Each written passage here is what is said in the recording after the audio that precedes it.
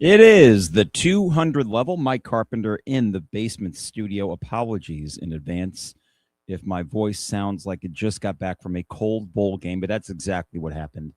Long time no see. About 2 weeks since we've last done the podcast. I hope you had a fantastic holiday season as we wrap up 2025. And what a way Illinois football wrapped up their 2025 season with a 30-28 victory over Tennessee in the Music City Bowl. By my count, that is one voice crack, and we're less than a minute into this. So I will try to make this as listenable as I can.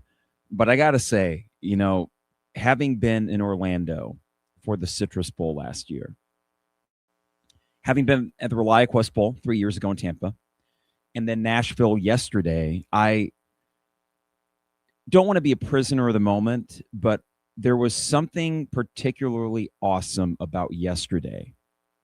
Wrapping a bow on a season, which I think we would all agree was a bit up and down, was a bit difficult to figure out how we felt about this team. This is not what I expected 5 or 6 weeks ago after they lost at Wisconsin. This is not what I expected. There were nerves before the Northwestern game. And then whoever you faced in a bowl game, how great did you feel about it? And just like that, 2 wins, one against your rival and another against an SEC team, in which you kind of controlled the game. You were the better team throughout, is such validation for Brett Bielema and what he is doing here at Illinois. What we wanted to avoid this season was a letdown. I think that honestly was more important to people than making a college football playoff. If given their choice, option A, it's not a letdown season. Option B, make the college football playoff. I think longtime Illinois fans that know the historical context and the lack of success long-term for this program would have selected the first option. Hey, whatever you do, don't let this be a letdown year. They avoided that. And they did so with a little bit of gusto at the end of it against Tennessee in a bowl game in Tennessee. I got to be honest, I was fairly unimpressed with Tennessee yesterday. It's not like they even really wanted to be there from my viewpoint. They just seemed sort of lethargic, and that's why I actually liked Illinois' chances in this bowl game. Is we got closer and closer to it in the spread. Once it's 7.5, went all the way down to 2.5. I thought to myself, bowl games like this are often about who wants it more, who is more interested in being there. And I thought there's no problem here with Brett Bielema and the way he gets his teams ready for bowl games. His history suggests that they tend to do pretty well in these bowl games. And now he's 2-1 at Illinois, with both of those wins coming against SEC teams. This is something that I did not have on my bingo card when they hired Brett Bielema. I just wanted respectability. Well, you got that. And on top of that, you're winning big games. You are starting to compile a rather long list of memorable wins that we will remember forever. And in this season where I'm watching the Bears on this parallel track make this ascension and win these thrilling fourth quarter comeback kind of games, these are all moments that I'm putting in my back pocket as a Bears fan, as an Illini fan, and I get to keep them with me for the rest of my life, just like everyone gets to keep that game-winning field goal or the hard count offsides that Luke drew on Tennessee just before that, the 4th and 1 conversion just before that, the handoff to Jordan Anderson, where I literally could not watch the field. I was so freaking nervous knowing if we don't convert, it's over. And I watch on the scoreboard instead, and easy 5 yards, no problem. The strip sack and the fumble recovery for a touchdown. An offense that was moving the ball pretty much whenever they wanted to. And we'll get into what I thought was a weird second and third quarter for Barry Lunny there. But all in all, more memories that we get to keep. I had a great conversation with the folks in front of us. We were in the club level, literally the 200 level of Nissan Stadium. And there was a family in front of us, a mom, a dad, and 3 kids. And these kids were troopers. One in particular were in a Bulls jacket. And these starter jackets for those kids in the 90s, they're back in fashion. So kids wearing Bulls jacket. And dad turns around and says, hey, man, I really appreciated one of those podcasts that you were talking about memories, and that making memories is really the point of all this, right? Why we go to games, why we spend money, decent amounts of money to experience these things, right? And this is before the game-winning kick. I think Illinois was in the lead at that point. We all felt pretty confident they were going to win. But to see that and to see kids now get to, as young Illinois fans, experience these moments that they will have for the rest of their lives. That's what it's all about. That is why we watch sports. This was a particularly, difficult word, particularly meaningful game, I think, for Brett Bielema in this program, for a fan base that has experienced letdowns more often than not after the fleeting bits of success we've had. And to do this on that stage when you were the only game in town nationally, it was the football game on TV at 4:30 Central. Go to the college football subreddit on Twitter. People were talking about Illinois and Brett Bielema and Luke Altmyer.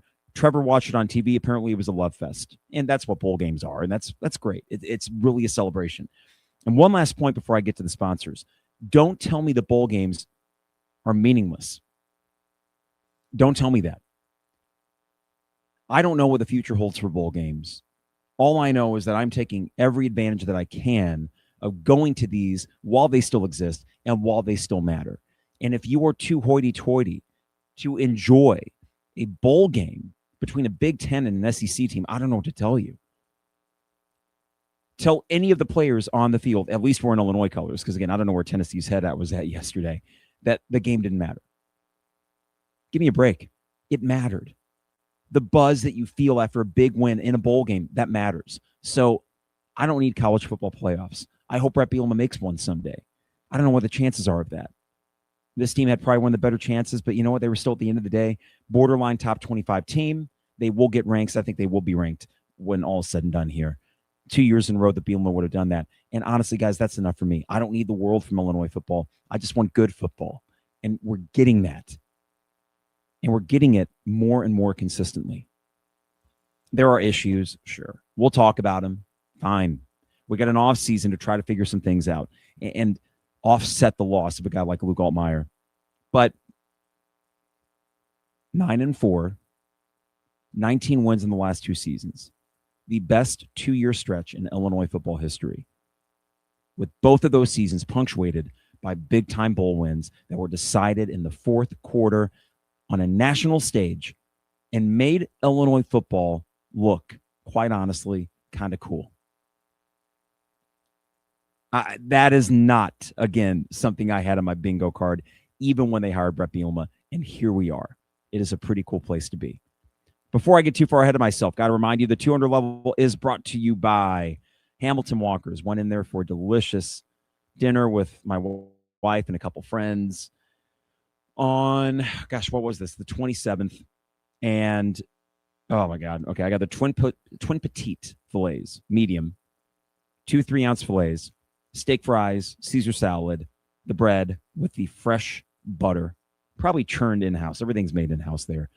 Old-fashioned. It was a 5-star experience. Great to see Nathan and the staff. And I know this time of year, on New Year's Eve in particular, big nights over there. Hamilton Walker is great for pregame, postgame, formal, informal, date nights, just going and hanging out in the bar area. And you can order food there as well. Hamilton Walker's in downtown Champaign, steak, seafood, and spirits. State Farm agent Brian Hansen, who Brian is my guy, and I saw my guy, Brian Hansen, at the club level at Nissan Stadium yesterday, so he was there with his family. And Brian is a big Illini fan. He's also our guy for insurance. We have a bundle of homeowners and auto. We've been with Brian for, 5 years now coming up, and we're going to be sticking with him in his office for a long time. Easy to work with, so great with customer service, and add to that the State Farm prices, which are as competitive as anything. Sorry, Emu, which I believe they're insurance, right? Of course they are. No, I don't need an emu. I got my guy, Brian Hansen, brianismyguy.com. Dogtown Heating and Plumbing, your home's best friend. Dogtown can set this maintenance program for you. We've been doing this ourselves for 3 years going on now. 217-841-4728. The maintenance program includes no overtime or weekend fees, guaranteed same-day service. And on top of that, it includes a furnace check in the fall an AC check in the spring, and December was cold. December was an Arctic tundra around here, not in our house, because our furnace, even though it's 15 years old, not the oldest, but not the newest, has been purring like a kitten, thanks to the folks at Dogtown Heating, Air, and Plumbing, 217-841-4728. And finally, Owen Builders LLC, online at owenbuildersllc.com. For your next home improvement project, check out a gallery of their work online at owenbuildersllc.com and get a free quote while you're there. Luke, big Illini fan, I wonder if he was at the game. I know Isaac was at the game yesterday. I ran into a bunch of folks from Jefferson, ran into some listeners, which is always a treat, and just the simple, hey, man, love the pod, or hey, Carp. I mean, that's it, because that's how they would know it. I'm sure the hair, I'm sure the jacket, which I'm wearing again today, easily identifiable. I know it was Navy in Nashville, but this is my football jacket for cold weather games, so I could not dissociate myself from it. In fairness, because of the temperature, it was not monochromatic for the Illinois section. There was blue, there was orange, there was black for coats and gray, and you name it. Stayed nice and toasty. Hand warmers for the win. Whiskey for the win. It was a pure celebration in Nashville yesterday. And if you don't mind, just indulging me for a minute here, this game was meaningful for a few other reasons. One, to be just fully transparent, the last half year maybe, I've had, let's just kind of call it what it is, a case of the blues. And I don't know if that's getting older. I don't know if it's, midlife crisis. Don't worry, I'm not going to go out and buy a convertible or anything. But for some reason, this half year, and I can't pinpoint one thing or the other, but, finding enjoyment in things for me has been a bit more of a struggle than it usually is. Go to concerts, go to sporting events, living for the thrill of things and trying to pack as much in as in the short time that we have, right? And it's kind of become my MO of just, getting out and doing things. And I noticed that there was a kind of a law of diminishing returns for me this fall and into winter. So we get to Nashville on Monday, and I'm just like in this kind of malaise, pretty much. And woke up the same way Tuesday, game day, and it's kind of hard to keep track of what day of the week it is anymore. And I had a hell of a time shaking myself out of it. I really did. Hanging with my friends, going down to Broadway before the game, getting the buzz of the atmosphere before the game, getting to the stadium. Okay, now I'm getting back to myself. I just haven't felt myself for a good chunk of the last 6 months. So on a very personal level, as silly as it sounds to give a sporting event this much credence, this was chicken soup for the soul. I mean, it just was. That's one. Two, we went to this game with my best friends, Ben and Kenton, and Kenton's dad, Don. Now, me and Kenton have started this trailer that we're taking out to Lot 31. We did not take it to Nashville. There's no parking lots around the stadium anyway because they're building that new one. Don goes to the game with us. I think it was his first bowl game that he had attended. And in fairness to him, I mean, I had not really thought about attending bowl games regularly because we just didn't make them. So I just jumped at the opportunity with Tampa and then Orlando and now this. So him and Kenton roll down. They get down there Monday. They're hanging out throughout the day on Tuesday. And to be able to hang with Don, to be able to hang with our good tailgate friends, Gino, who's one of my dad's best friends, and Tommy and his daughter, Amy, and their family, and to realize that there is a crew that we've assembled through what? Through Illinois football. This is why college football reigns supreme for so many college sports fans, more so than basketball, because there is the social aspect. There's the camaraderie. There is the tailgating. There's the traveling to games and making it part of your fall routine. That basketball, on the other hand, and trust me, Illini basketball is in my blood, probably deeper than Illinois football, just from a simple lack of success from the latter. But to be able to experience this with people that you're close to and to see the joy in the area around us. I'm going to post on Twitter later a video that my friend Kenton took of the field goal. I'm superstitious a little bit with that. I didn't take one at the USC game when David Olano kicked it. I did not take one at this game because God forbid I got that thing recording and I capture, the dreaded, it was all in the back of our minds, was it not? Oh my God, what they get a hand on it, one bad snap, etc. It didn't happen. It was tried and true. So to me, And, the holidays, I'm sure, compound it. It was a weird feeling I had getting to Nashville, and it was only the football game itself and the things that came right before it. It got me out of that funk, to be quite honest, and injected some life into those holiday blues, into the year blues. Guys, I'm ready to turn the calendar. I'm ready to go to 2026. I would be lying if I said this was a bad year, because you count your blessings, you count your luck, however you view it, whether it's religious, spiritual, or just karmic balance, whatever. Like I am so lucky for so many things. And yet this year was just, man, aging, whatever, other people aging, illness stuff, it started to compound in a way that it hasn't yet in my life. For the first time in my life, to be quite honest. I said this to my wife on the way down. I was like, I don't know what it is. For the first time, I actually feel my age, meaning for much of my life, I'm like, hey, I'm chipper, I'm spry. I might be 35, but I feel 25. And now I'm just starting to feel the weight, I guess, of getting older. And it's like, Christ, Carp, getting all existential on us. But this freaking game, this bowl game, and everything that transpired around it was a reminder of just how good things are. That might sound really ridiculous, and it might sound a little bit hoity-toity. And you probably like, Carp, thanks for the, TMI, too much information, whatever. But it is really hard for me to extricate my, for lack of a better word, happiness sometimes from Illinois sports. Sounds ridiculous. Life goes on no matter how well Illinois does or does not do on the field or on the court. But this moment and this game in Nashville was such an injection of excitement and fun. And the feeling of walking across that pedestrian bridge with my best friend, Ben, who drove down for the day from Louisville, leaving that stadium as if we've done so many Dave Matthews Band shows before at amphitheaters and things like that, and recollecting on what we just witnessed and just kind of shaking our heads time and time again, slap happy as hell, and just blissfully happy. It's not that life needs to be blissfully happy all the time. That would be a fool's errand. In fact, that honestly wouldn't be a life worth living, because you need these moments punctuated throughout the day-to-day and the tough times to make them that much sweeter. So what a day it was. Nashville, the perfect host city. The buzz was great. The Tennessee fans we were around were great. There was one guy above us in the skyboxes or the suites who was talking a little trash. Okay, that's fine. A couple of the Illinois folks around us who were awesome. They were there for a party. It was such a festive atmosphere. And one guy kind of took the bait a little too much. I think he even made a comment about, oh, man, there was a lot of hate going on here, 168 years worth, which I guess is a Civil War reference. I don't begrudge Tennessee for the Civil War anymore. Happened way back when my great-great-great-great-great-great-great-great-grandpappy might have fought for the Union, if he even did, or if he was even in the country at that point. But other than that, man, vibes were great. The Tennessee folks were great. The Southern hospitality that does start to emerge when you get into the Kentuckys and the Tennessees, it was all there.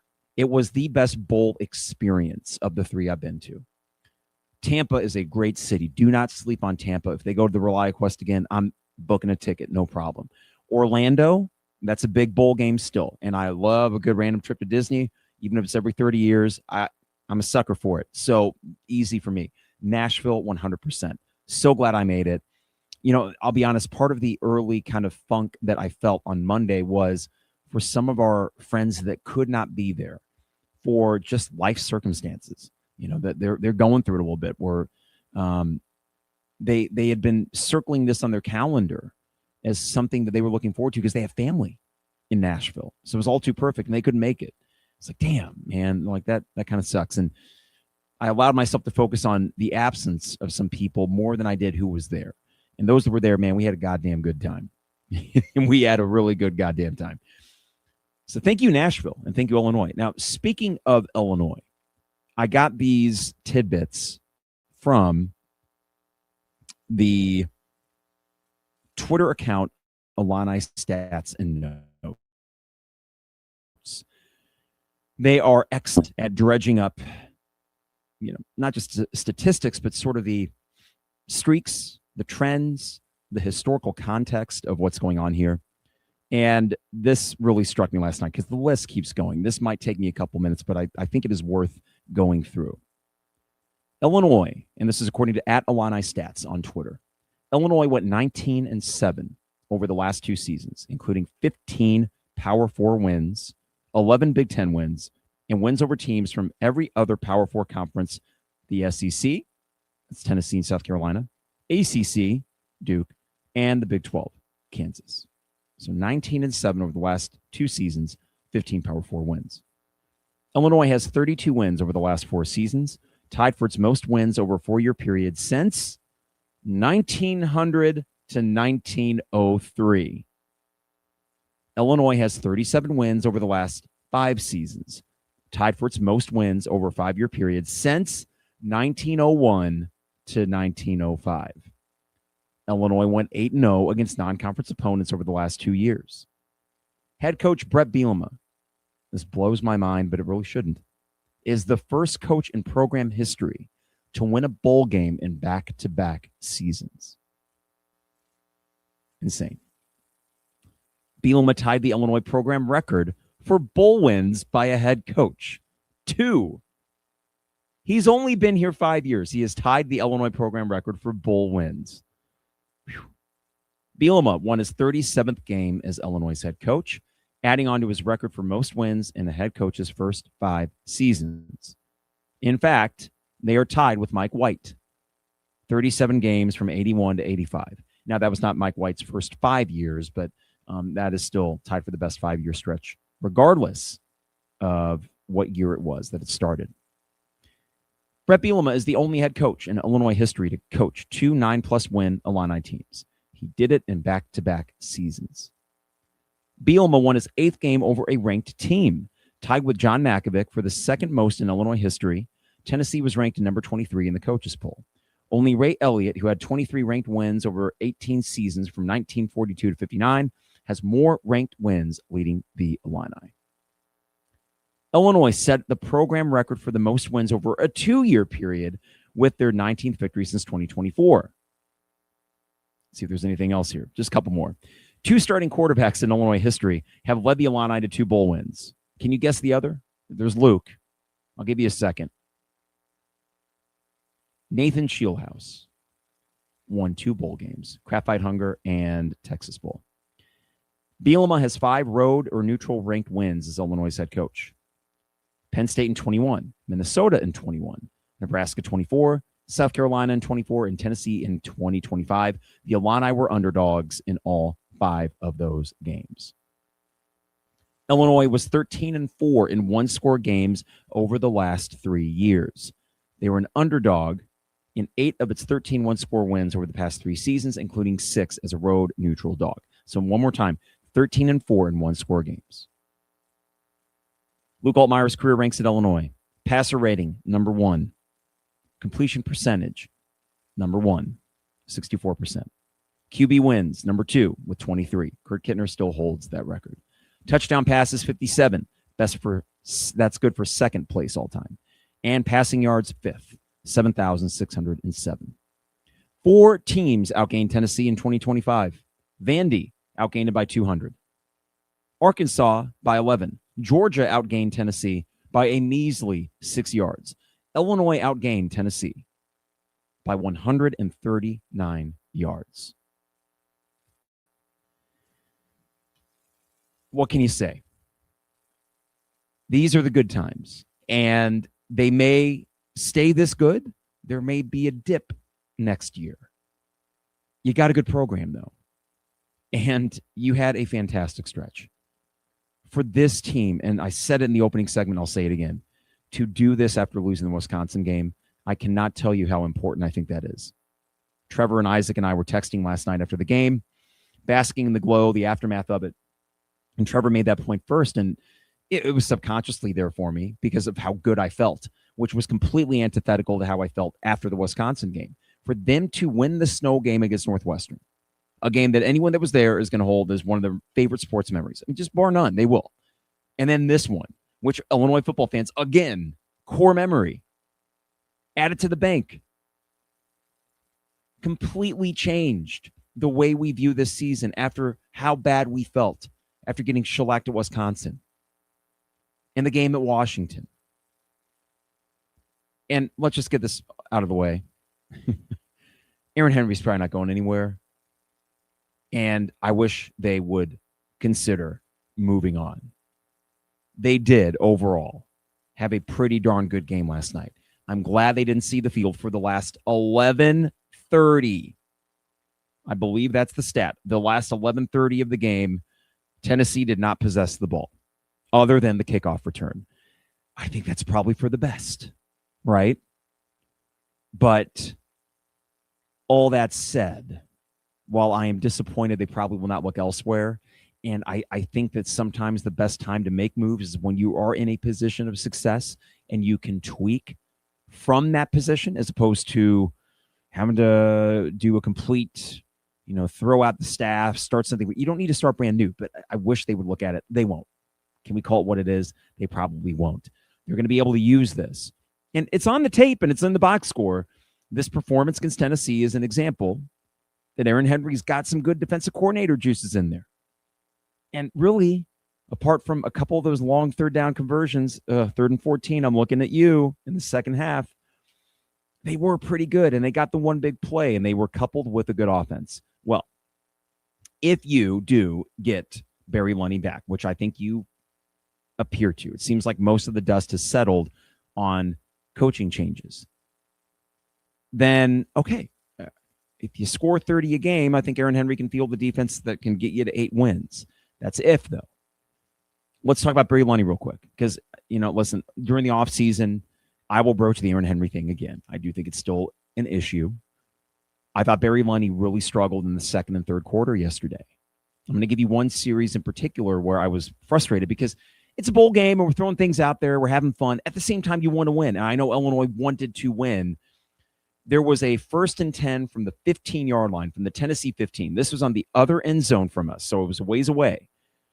And I believe it was a fade route, one of the back of the end zone, and then another fade route.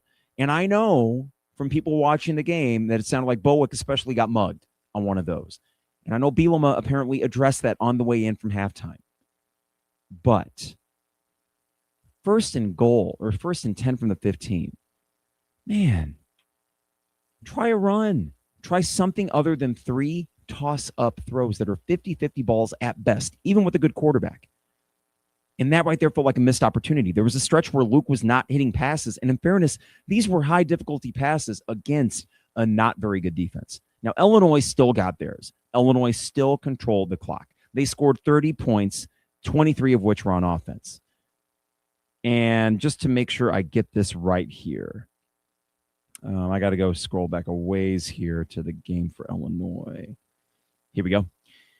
The final stat sheet looked like this. Illinois with 417 yards to 278 for Tennessee. If you would have told me before the game, Aaron Henry's defense is holding Tennessee to 278, I'm going to say, well, you're winning that game. Time of possession, 35 minutes and 46 seconds for Illinois, 24 minutes and 14 seconds for Tennessee. You had a game plan. You, for the most part, executed it just like South Carolina last year. In Tennessee, these dum-dums over on that sideline insisted upon hurry up, hurry up, hurry up. No regard for time of possession. And while it got clicking a little bit in the second half, I just thought they kind of shot themselves in the foot. To me, I view that as novelty step, and I say that even though Tennessee had a very high-octane offense this year in the SEC. Look how well the SEC is doing in bowl games, by the way, right now. Vanderbilt losing today to Iowa. But overall, I thought Barry Lunny had a good first and fourth quarter. I thought he had a pretty mediocre middle half, really. And that is why I texted Isaac and Trevor, because I think Trevor interpreted something I said, like, yeah, fire Barry Lunny. I'm like, Trevor, I didn't mean that, damn it. I said, the good news is I don't think that people would watch this game and say, we got to go get that coordinator. I think Barry Lunny is a top 25% offensive coordinator.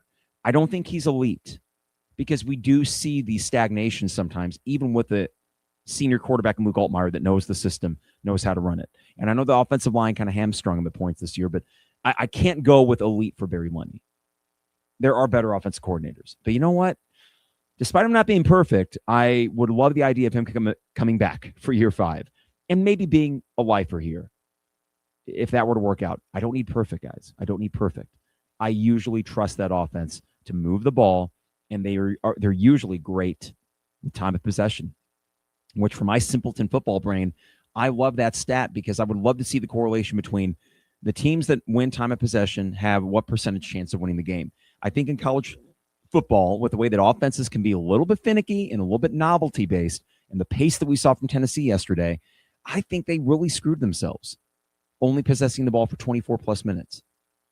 The whole point of that game is keep Illinois' defense on the field. Tennessee had no designs of extended drives and running the clock. And then what do? You put the ball right back in Luke Altmyer's hands. The offense was, I don't know, a B, or honestly, I'll give them a B- yesterday when you consider how bad Tennessee's defense was. But they got that many points because they got that many opportunities. Tennessee kept saying, here, take the ball back. Here you go. Keep going. More possessions. I didn't understand it. Brett Bielema outcoached Josh Heupel. Ran circles around him. Not literally, because that's kind of a funny image of Brett Bielema running circles literally around Josh Heupel. The jokes write themselves. He was by far the better coach on the field yesterday. And going into this game, too, I felt fairly confident that would manifest itself, that with the extra time off, Brett Bielema for 3 times in a row has had really good game plans entering bowl games. The bye week thing has been hit or miss, as we saw at Washington this year. But the bowl games, 3 now, have been consistent. Mississippi State was frustrating. I know that. You offensively couldn't do anything without Chase Brown. But the defense in Aaron Henry's first game against Mississippi State made it a ball game where I think you had a chance to win the fourth quarter. And then these last 2, you've just been the better coach team with the better game plan, and you've made these younger coaches look, honestly, foolish. Flavors of the month. Shane Beamer wins 9 games. They stink this year. Tennessee, okay, they got Jim Knowles. I'm sure they will be fine next year, but probably to the tune of like 7-5. I was not impressed with Tennessee yesterday, which sounds like I'm poo-pooing Illinois' win. I'm not. I think there was probably more pure talent on Tennessee's side just because that's the kind of brand of athlete that they get a little bit more consistently. But I don't know. Think about what the Illinois defensive line did yesterday. I got to shout out Joe Barna, the strip sack, and Leon Lowry being Johnny on the spot, getting that. James Thompson was great. The whole defensive line, they were active, and they got pressure throughout that game in a way that I haven't really seen this year, and that's without Gabe Akis. So you can take a little bit of excitement, I think, in the fact that some of these other guys kind of showed something, and I would love to think that can parlay into something next year, even with the loss of a Gabe Akis. Just want to make sure I get this right here. I think as far as sacks, Illinois had 4 sacks. Aguilar had other moments where he had plenty of time. When Aaron Henry dialed up the pressure, it often worked. When Illinois' defense got burned, and I know you can't blitz every time, but 3rd and 14 that I go back to, we sent 3, and according to Trevor, watching the replay on that, even one of those 3 kind of stepped back into coverage a little bit. And I don't care if you got 20 guys in the secondary. If you give a quarterback 8 seconds, he will find a spot, and he did. That was one of the couple frustrating moments of the defense yesterday. There was, I feel like there was a really costly penalty on Tennessee's last offensive touchdown drive that prolonged it. Penalties here, look at this, Illinois, 4 penalties for 20 yards. I believe they were all false starts, right? Wasn't that it? That got a little frustrating. Who didn't false start? Aiden Knappich. And is it Aiden? There's 2 Knappichs on the team. The one that started left tackle, I believe, was the one who did not have a false start yesterday. Rushing yards, Illinois 221, 196 passing yards. That was my frustration in the second and third quarter, going away from the run. I did not understand that. Aiden Lawfrey, really good-looking game from him. 77 yards. He looked healthy. He looked good. I hope he can be healthy next year. 65 yards for Valentine, 54 for Luke Altmyer, 8 yards on 3 carries for Caden Fagan. Guys, read the tea leaves. The coaches are kind of telling you, I think, something right there with the rotation, which is too bad. But if you get a healthy Lawfrey, I do like him and Khalil Valentine together next year.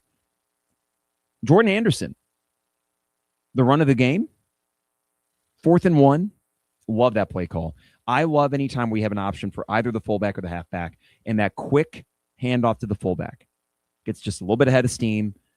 The most nervous I was all game, because if you don't get that, it's over. I mean, Tennessee was going to get a first down in all likelihood and just milk it, and those are excruciating. Shoe was on the other foot. Imagine how excruciating it would have been if you are a Tennessee fan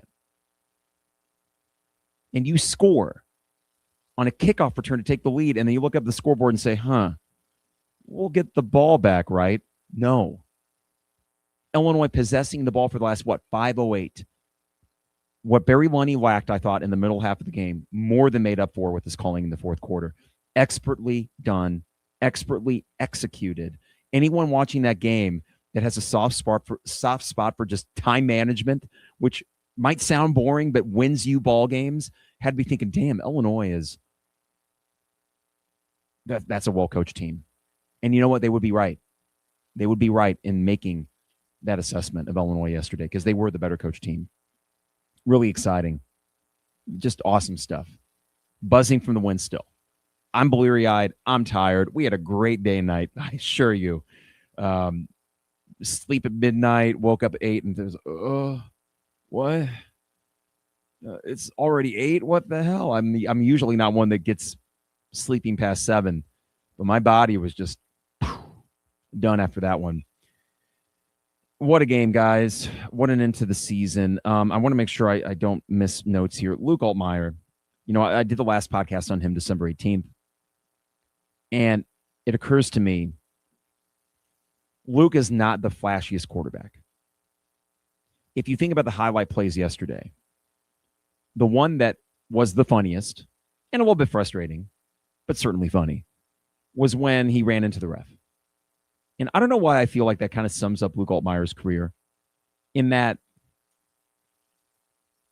what is it? Immovable force meets immovable object. It's some physics thing, but here we got this ref getting in the way of Luke Altmyer, and this might be a stretch and way too literal for trying to be, a metaphor of sorts, but we're looking at Luke Altmyer, who struggled in his first year.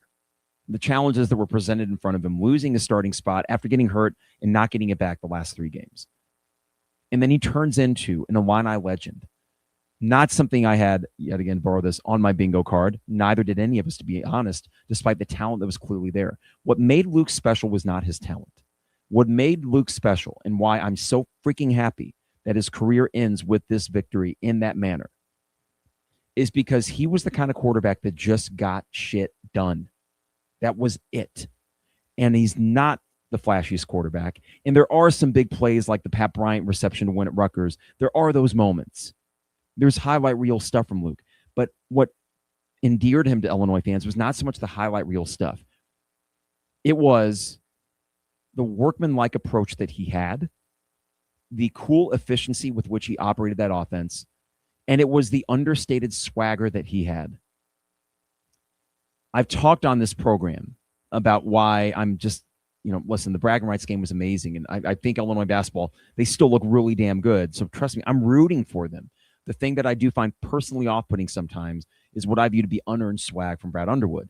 It's not performative, a little bit like cool for school. Luke is cool without even trying. And is that not the coolest person you know? The one that does not have to try to be cool. That's Luke. His little dig at the SEC in the postgame. Not scripted. Probably in the back of his mind, because in the back of his mind, he knows he's winning that game. He's going to be on that podium after they beat the team that tried to poach him from Illinois. So that is a guy that certified himself, cemented himself, I should say, in Illini lore, but well before this game. But for this to be the cherry on top of his career at Illinois is so awesome. I'm so happy for him, and I'm so grateful as a Illini football fan for Luke Altmyer because of how he raised the floor for this program, and along the way gave us moment after moment after moment. This is from Matthew Stevens from Illini Guys. He found out this synergy, the synergistic thing between Luke's first game and his last. And this tweet went viral, and for good reason. Luke's first game as Illinois quarterback ended with a 64-yard game-winning drive that ended with a 29-yard field goal as time expired. That was his first game against Toledo. His last game, 64-yard game-winning drive resulting in a 29-yard field goal to win the game as time expires. As a writer, I love the bookending approach that you often get in stories. It's closing a loop. It's tying a thread at the end of it, bringing it back to where it all started. How freaking poetic is it that his career ends the way it started? And to go from a scary-ass win against Toledo in his first year, not knowing for sure when I left that stadium and was talking about it with people afterwards that he would go on to win another 20-plus games for Illinois. What a career. And what a way to cap it off. David Olano, you know, the message boards are just buzzing. Well, Texas A&M is going to throw him a bag. They might. But, dude, was money. And that's an easy enough kick. But it wasn't quite an extra point. You know, they ended up taking the knee and kicking it from, I want to say, the 12-yard line, right? That's the 12 plus the 17 yards that you factor in the end zone. So, not a gimme. They got the ball where he wanted it. I was pretty confident he was going to make it. You never know about the snap. You never know about one defender slipping through. It's scary. But that and the USC kicks. Two of my favorite Illini football wins. And a good kicker is hard to find. My wife and I have this joke because there was one time that I told her a story about me and my friends in Chicago one time going for breakfast on a Sunday morning. And we go into this breakfast place called like the Green Apple or the Golden Apple or something like that around the Lakeview area, I want to say. And there was this guy sitting at the counter in a big Chiefs jacket. And he's like, yeah, all you need is Matt Castle and a good kicker. Like that was his football analysis on this bleary-eyed Sunday morning. So that, you need a good kicker kind of became our thing with that really heavily Chicago accented cartoonish thing, right? So first thing she texted me when the game's over, because she was watching it back from the hotel, met us up later. She said, hey, you guys got a good kicker. And I was like, yes, we absolutely do. David Olano, onions, just clutch. And again, not the hardest field goal. Do I wish we would have taken one of the earlier ones? You know, the fourth downs that did not convert? Perhaps. But the way it all shook out, I'm kind of glad for those early stumbles so it could be that dramatic of an ending and to get that win. And I'm telling you guys, the feeling, and everybody knows this, just like the occasional, I get out to the concourse and you just get people going like, yeah, we just staccato like, yeah, come on, you know, high fives with random people. I literally forearm shivered my friend Ben in the face as we were going for a high five at one point in this game. It's fine. He didn't get a shine or anything. He just got a little bit of fat lip. And the funny thing is when he goes home to his wife, because we've had moments at sporting events before, Ben doesn't take kindly to trash talking.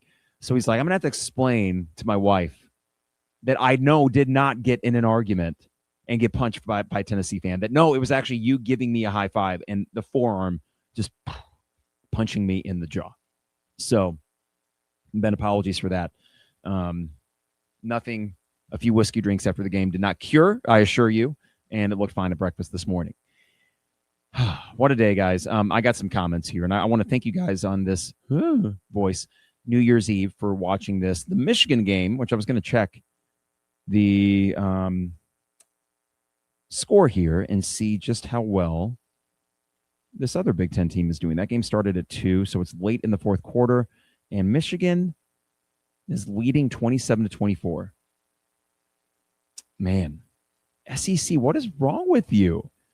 So if you have any doubt about what's going to happen with Indiana and Alabama tomorrow, give me a break. I honestly wonder if the spread is not a little bit influenced. It's been staying at 7.5, but wouldn't you think a lot of late money is going to say, dude, the SEC might just suck. I don't care all that much. I don't hate the SEC, but I do take a look, and I certainly, and you guys that listen for a long time know this, I'm not one that's like, yay, Big Ten. If the rest of the Big Ten stunk, and that meant Illinois wins a bunch of games, I'm fine with that. I'm not actively rooting for the Big Ten, and I'm sure as heck not rooting for Michigan of all teams. But I do take some pleasure in the SEC straight up stinking up the joint. I mean, come on. Diego Pavia, after his FU rant for not winning the Heisman, all 5'2" of them. They don't even like him in Nashville. Well, I should back up a little bit, but our Lyft driver mentioned him as we were going downtown on Monday and just kind of shook his head like, yeah, man, he talks a lot for a guy who's not going to play it down in the NFL. I'm like, you're right. You're absolutely right about that. So for Iowa to do Iowa things against Vanderbilt, score 34 points. Iowa football scored 34 points against an SEC team. What is wrong with you, SEC? Maybe. In fact, the Big Ten is the best conference in the land. And I think this year, when Indiana wins it all, will make that point even firmer. Because to me, an Indiana-Georgia championship seems extremely likely. And if I get this right here, that means that if Georgia and Ohio State win, which I think both of them will, they would be in the semis. And then in Indiana would, at best, as far as seeding is concerned, get a Texas Tech. Or maybe in Oregon, I think. So however that shakes out, I think Indiana has a pretty good path to get there. And then the challenge would be beating Georgia or maybe Ohio State for a second time if they get there, which I'm excited for that game tonight. But, here's the thing. I can enjoy the college football playoff. I don't need Illinois to be in the college football playoff. The fact of the matter is this. 2 years in a row, you've had a top 25 caliber team. 2 years in a row, you've won 9+ games. This is something that I dreamed of when I looked through old media guides and read about what John Malkovich did and thought, just give me that. Give me that. And we're getting it. And it makes football Saturdays so much more fun. It is just such a breath of fresh air. It is so exciting to have been yesterday in the company of Illini fans that were just full-throated, rabid, yeah. Just having a party, man. So what a time. Just absolutely filled to the brim with excitement after that, as we should be, as T. Scott is. 9-4 ILL. A lot of ILL INIs in the stadium yesterday, T. Scott. And he also says, or she, maybe, T. Scott says both teams played like it mattered. Makes the one extra special. I said that T. Scott, Tennessee looked, I thought at points, disinterested. That is speculative. It could just be that a team looks disinterested because they're getting blown off the lines in a way that you didn't expect. Illinois' lines, yet again, just like South Carolina last year, were better. What kind of reality am I living in when Illinois fields a better line on both sides than their SEC opponent? Crazy. From Joe, were there issues with the win last night? Illinois had 2 4th downs where they went for it but didn't convert close enough to kick. They were close enough to kick but didn't. Joe, from my perspective, no, the wind was not a factor. What we were on the side of the field that would have been shielded by it anyway. It was a maybe 7-8 mile per hour wind out of the west-northwest. We were on the west side, the northwest corner, so we were blocked from it. I bet the Tennessee side got a little bit more of that wind. The flags on the field were not moving that much. It wasn't, to my eye, affecting the ball. I think that was just a coaching decision. It wasn't that Olano couldn't have made them. I think the idea early on was that, well, you're going to need touchdowns to win this game, and you got the quarterback to do it. And then there's that little kind of, footnote, oh, yeah, it's a bowl game, so just go for it. I think that made Illinois a little bit more aggressive. I didn't hate the calls except for the fact they didn't convert them. So then it's easy to say, well, come on, man, what are you doing there? It made us sweat it out a little bit at the end there. If you convert either one of those, I don't think you're sweating this game out. I got one more point, too. I'm not trying to pat myself on the back here, but before Tennessee scored that touchdown on the kick return, I turned to my friends and to Don, Kenton's dad, and I say, here's a silly idea. Onside kick. Oh, yeah? I was like, hear me out. You know that Tennessee is going to score again. Now, like the way they're moving it now, and the way our defense was starting to look like the way they did for too much of the season, they're going to score again. So why not give it to them with the 5 minutes and 20 seconds or whatever that were left? Even if they get the onside kick, fine. It takes them less time to go down and inevitably score. Because remember, this is after Illinois kicks a field goal instead of finishing that drive. Now you're only up 6. You felt like a touchdown was inevitable for Tennessee. At least we did in the stadium. Okay, so when do you want them to score that touchdown? If you kick it off and you pin them deep, okay, fine. Maybe you get a turnover, but come on, how likely do you think that is? They're going to drive it down, and then they're going to milk it and milk it and milk it. Why not an onside kick? Give yourself the 10% chance of recovering it, even if you don't recover it. They have a shorter field to work with, and then they score, and you got 2 minutes, maybe 3 left to go do your own thing. Crazy idea, I know. You didn't line up for the onside kick. Tennessee did not prepare for one. I just thought it would have been a great opportunity to do that because they were going to score anyway. So I understand why a coaching staff cannot have the mindset of let them score when there's 5:20 to go. But the way the game was going at that moment, I thought onside kick. Why not? Now, he fumbles or mishandles the kick. And you're thinking, oh, well, fine, pin him deep. And then he hits the edge and he's gone. And then the equation becomes, how can you possess the ball for 5+ minutes? Because you don't want to give them back the ball with any time left. And they did just that. Expertly done from Illinois. Really cool. From Bart Miller experience, not the Bart Miller, but the Bart Miller experience, I'm just unbelievably happy for the seniors. They deserve this.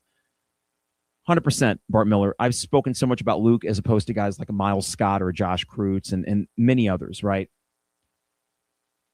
Miles Scott deserved to be on that podium hoisting that trophy. If he is not the best safety that's come through Illinois, he at least embodies a lot of what's cool about college athletics. Not a highly touted recruit coming in, works his way into the rotation, and then they see something that, okay, he can be our free safety. It was not a perfect career for Miles Scott, but he turned out to be a pretty darn good free safety on a defense that had issues, but you can mostly trust him. The big plays he made against Northwestern, what a great exclamation point to his career at Illinois. For him to hoist that trophy clearly is a leader of the team and someone that embodies old college football and why we do have an affinity. Even with all the NIL and all that kind of stuff, you will still get occasional stories like a Miles Scott. So I thought that was a really cool moment. From David Olano.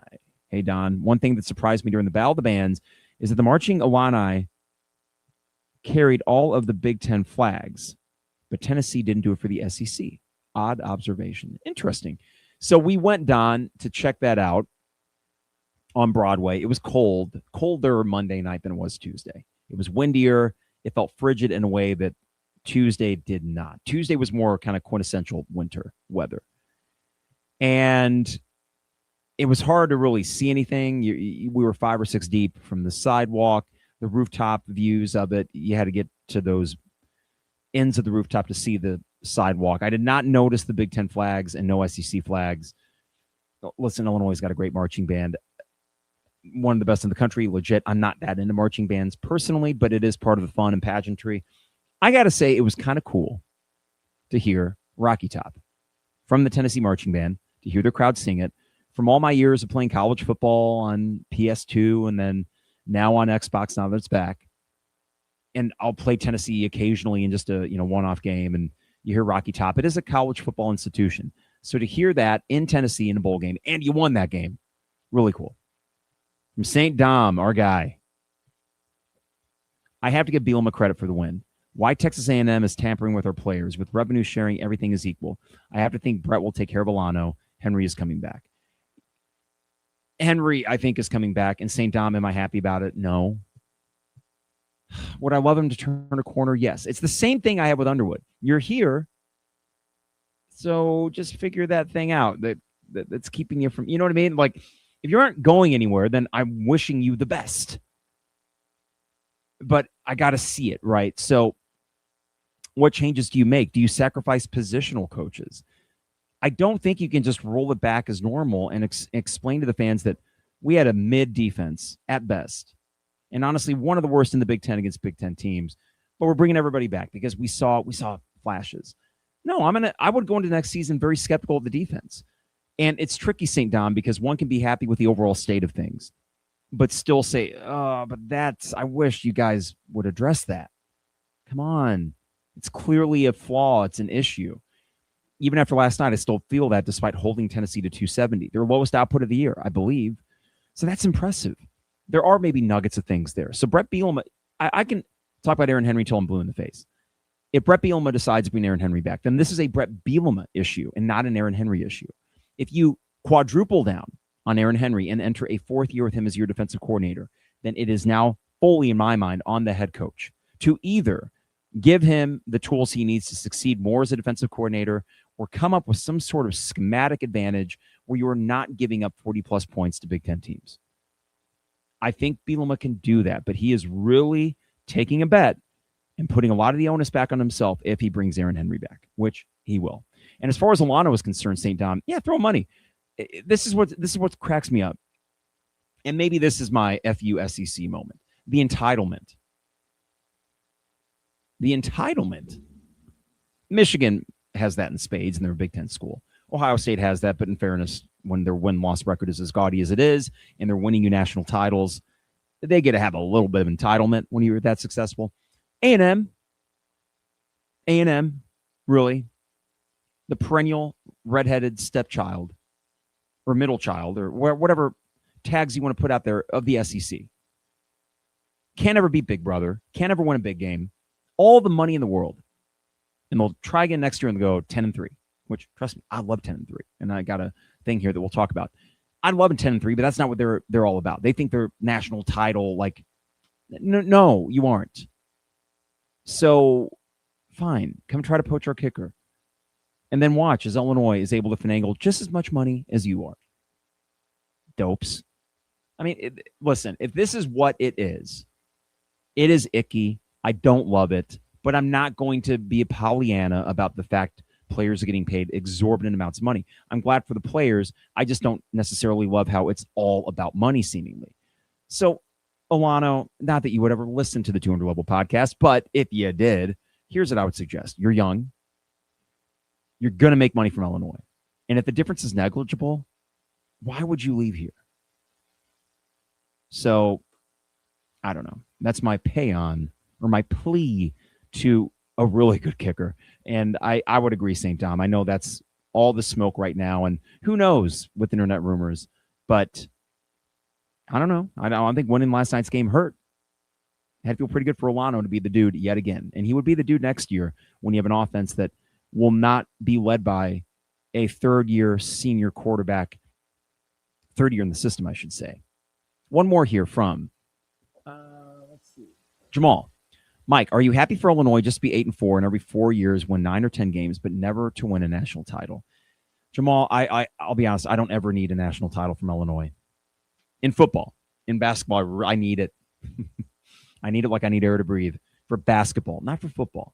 And I would understand why someone could hear that and look at Indiana and say, well, why would you just dismiss the idea of Illinois winning a national title? I don't need it. For me, college football goes beyond the wins and losses, which sounds maybe naive, but if you give me a good program and they have the occasional great year, and I would consider last year a great year, and I would consider this year a very good one, I'm fine, man. And maybe I'll get to a position where I say, God, I'm sick of these 8-4s. I'm sick of these Music City Bowls. I want to host a CFP playoff game. Of course I do. I don't need it, if that makes any sense. It's not a baseline level that I need for Illinois football. If it happens, I will be over the moon. It would be one of the coolest sports experiences of my life just for them to be in the playoff. I think Bret Bielema can sniff that again. National title, man, everything has to go right. And I think Bret Bielema is objectively a top 25% coach. I don't think he's elite, but I do think he's very good. I think often the ones that win these national titles are the elite coaches, or they're very good coaches with absolutely elite talent. Illinois is finding a really good niche here, and I think that niche will give them a few great seasons.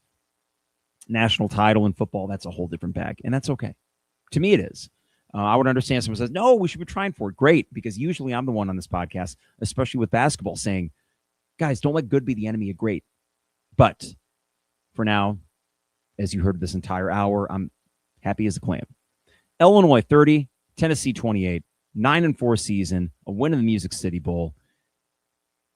What a time in Nashville. So great to hang with friends and enjoy that trip. And what a city. Great food, great drinks, great vibes, Southern hospitality, drivable. I did have to take a quick little nap on the way back today. It was a that city, like New Orleans, will put you through the ringer a little bit, but still feel tippy top. So we're doing okay. I appreciate you guys listening. I appreciate you listening throughout the year. It's been so fun to do these live streams and get the feedback in a way that we were not able to. Got like 200 plus people watching here on a New Year's Eve between Facebook, YouTube, Twitter. So thank you guys. Thank you guys for that. And there's the voice. It only cracked. I think I could count on one hand the times it cracked today. It held strong for the most part, but it is time to go rest it, watch some football, enjoy the rest of the year with my wife and my dog, my sweet dog. But I really do appreciate the listeners and the viewers. To me, it's just the, hey, Carp, at the stadium, as I got a few last night. a few of the different places around Broadway. And it is very meaningful. I love being a part of the conversation. I hope that my perspective is something that you don't get elsewhere. I hope that you can share in the catharsis of the bad times, and that for the good times, of which there have been many, many more, share in the joy, because that's what sports can offer, is true joy, unadulterated joy, adrenaline, euphoria. And for people that are not sports fans, that might all seem silly. But for those that are sports fans, you know it's not silly. You know that it matters. And we had another moment that mattered last night in Nashville. So sit in it, soak in it for a while.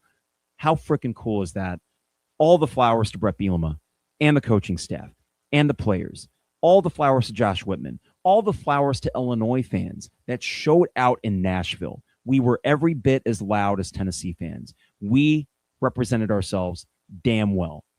And you should be proud as an Illini fan or an Illini alum or just an Illini supporter, whether you went to the school or not, that you're actually witnessing and being a part of a moment and a period of time in which this football program is winning games, and they're doing so consistently. I'm over the moon with it. I know a lot of you are too. And it ain't perfect, but you know what? Damn if these last few falls haven't been a lot of fun. And I think that will continue. Things to address in the offseason. That's what we will talk about as the portal opens up. We'll be back here, I believe, Saturday night. Illinois plays against Penn State on the road to get back into Big Ten place. We'll be here for a second half podcast. But in the meantime, have a safe and healthy and happy new year. Enjoy all the college football that you have, of which there are many great games. Go Illini, go Bears. A lot of Bear down yesterday because the orange and blue, just you got Bears poofball hats and stuff. And it's cool to see the Bears fans get to be a little prideful in their team again. It's been a good fall for football. That is for damn sure. All right, before I get out of here, got to remind you, our sponsors, so thankful for them as well. Hamilton Walkers. I know they're having a big night for New Year's, but they're open well beyond just a busy holiday like New Year's. And we walked right in last Friday evening and got delicious steak, delicious old-fashioned. Met Nathan, the staff again, and just thank them because it's really cool as a local who thinks this is the best restaurant in town to have them as part of this podcast. So I really do appreciate Hamilton Walkers. State Farm agent Brian Hansen, online at brianismyguy.com. Brian is our guy for my wife and I for life and auto and homeowners, excuse me. Nice bundle that we have from State Farm. Met him at the game again yesterday. Great dude, always good to run into. That's Brian Hansen, State Farm agent, brianismyguy.com. Dogtown Heating and Plumbing, your home's best friend. Give them a call at 217-841-4728 and join their maintenance program. No overtime or weekend fees, guaranteed same-day service. Dogtown Heating and Plumbing. And finally, Owen Builders LLC, online at owenbuildersllc.com for your next home improvement project. Check out a gallery of their work online at owenbuildersllc.com. Appreciate Luke. Appreciate Cody at Dogtown, Brian, State Farm, Nathan, and the folks over at Hamilton Walkers. Best way to support us, support our sponsors. All right, everybody. We'll see you in 2026. Illinois football, 9-4, Music City Bowl champs. Time to celebrate. And I might just make myself an old-fashioned as we kick off our New Year's Eve festivities. Have a great one, everybody. I appreciate you again, and we'll talk soon. It is the 200 level.